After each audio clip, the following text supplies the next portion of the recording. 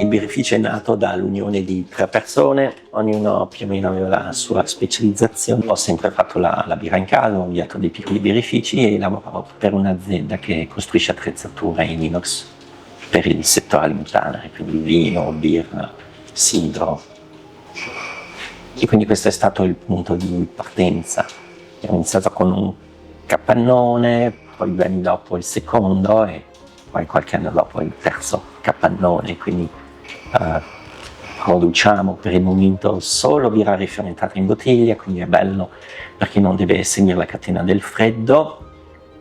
Produciamo birra per le persone curiose, siamo un'alternativa a un buon vino e non siamo presenti nei supermercati, siamo soprattutto presenti nei negozi dove ci compri e ci porti a casa, quindi sì, la parte di ristorazione è importante per noi. Visto il mercato abbiamo anche proposte di mezzo litro, abbiamo anche una birra in formato mezzo litro da 3 gradi, quindi mezzo litro diviso in 2 persone, 25 centilitri a pranzo, 3 gradi, sei ancora in grado di lavorare dopo il pomeriggio e non hai problemi di patente.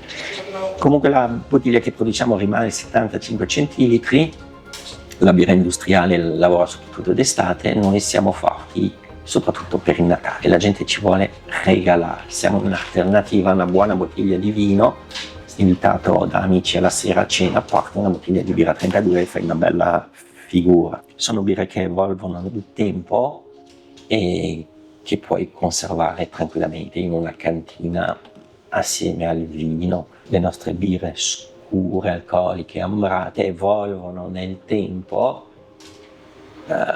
L'esempio perfetto è la birra che produciamo una volta all'anno con l'etichetta gialla col miele di castagno. C'è gente che la beve dopo 2-3 anni, sono birre con il gusto in evoluzione, si dice.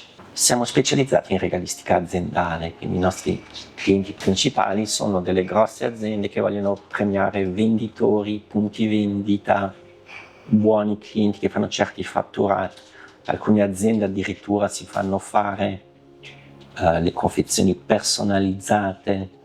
Noi abbiamo un'immagine che rimane impressa nella mente delle persone e abbiamo un bel marketing, un'immagine che ci contraddistingue. Quando qualcuno ci ha visto non ci dimentica. Fin dall'inizio percorso la strada dell'ecosostenibilità perché è un valore che noi crediamo molto e quindi abbiamo già cominciato fin dall'inizio a usare energia verde, energia elettrica verde.